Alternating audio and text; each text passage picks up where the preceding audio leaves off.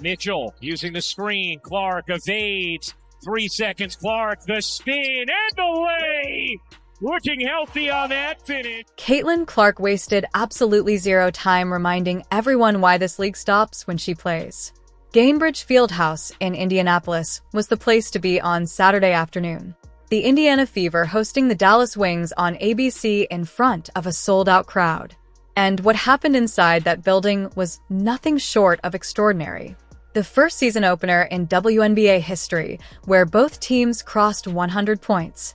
The last 4 number 1 overall draft picks on the same floor simultaneously. And in the middle of all of it, a moment that will be talked about for years. Caitlin Clark becoming the fastest point guard in WNBA history to reach 1,000 points, 250 rebounds, and 250 assists. Shattering Diana Taurasi's previous record of 62 games, and doing it in 54. But we need to back up, because the full picture of what Clark accomplished today is even more remarkable when you understand what she was dealing with. She left the floor twice during this game with what ABC reported as hip flexor and groin concerns, the same area that robbed her of 31 games last season and kept her out of the entire postseason. Both times she walked toward that tunnel. The entire building held its breath. Both times she came back out. She played 30 minutes, scored 20 points, dished 7 assists, and broke one of the most significant records in the history of the league. While her body was clearly not at 100%, Coach Stephanie White downplayed it post-game, saying Clark's trips to the locker room were simply to get her back adjusted. But for a fan base that has watched her go down with injury after injury over the last 2 years, those moments are never easy to sit through. And on the other side of the ball, Dallas brought a roster that was ready to make a statement of their own. First-year head coach Jose Fernandez, 25 years at the University of South Florida before making his WNBA debut, built this team to play fast, shoot threes, and make life miserable for opposing defenses. Paige Bueckers coming off her 2025 Rookie of the Year award. Aunbao Ali as lethal as ever. And Fudd, the first overall pick in the 2026 draft, making her regular season debut. 4 of the last 4 number 1 picks on the same floor. The WNBA's 30th season couldn't have asked for a better opening act. So, let's get into it. Kelsey Mitchell put Indiana on the board before Dallas had even touched the ball.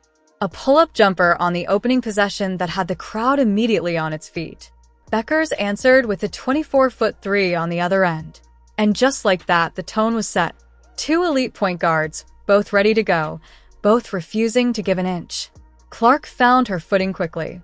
A driving layup off a Boston feed. 2 free throws after drawing a foul. Indiana and Dallas going back and forth on every single possession. Neither team able to get more than a basket or 2 of separation. The first quarter was everything a season opener should be. Physical, fast, and impossible to look away from. Mitchell was the story of the first quarter for Indiana. She was simply unguardable in those opening minutes. Reverse layups, finger rolls, driving layups, doing whatever she wanted, whenever she wanted. She had 10 of Indiana's first 14 points and carried the Fever through the early minutes with everything she had. Dallas weathered the Mitchell storm and kept trading punches. Bueckers hit a jumper. Seagreaves buried a 3. Shepard added a layup and converted the foul.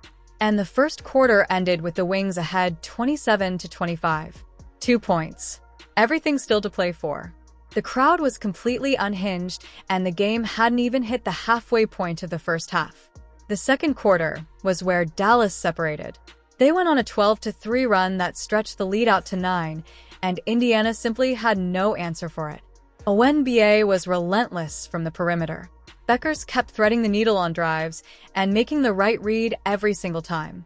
The Wings hit 10 of their first 16 three-point attempts in the opening half. A shooting performance that was borderline absurd, and they headed into the locker room up 60-51 with all the momentum. Indiana came out of the half a completely different team. Clark caught the ball on the first possession of the third quarter, stepped back from 26 feet, and buried a 3 before Dallas could even set their defense. Just like that, the deficit was 6, and Gainbridge Fieldhouse was alive again. And then Clark took over in a way that nobody who was watching will forget for a very long time.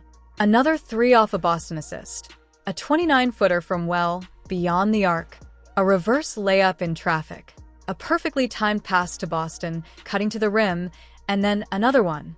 She scored or assisted on 12 of Indiana's first 16 points of the third quarter, single-handedly dragging the Fever back into a game they had no business being in after that second quarter. 9 points down at halftime, 3 points down just minutes into the third. The place was shaking. And then the moment happened. Clark spun through traffic, flipped a finger roll off the glass, and the basket counted. And with it, history was made. Caitlin Clark became the fastest player ever to accumulate 1,000 points, 250 rebounds, and 250 assists in WNBA history.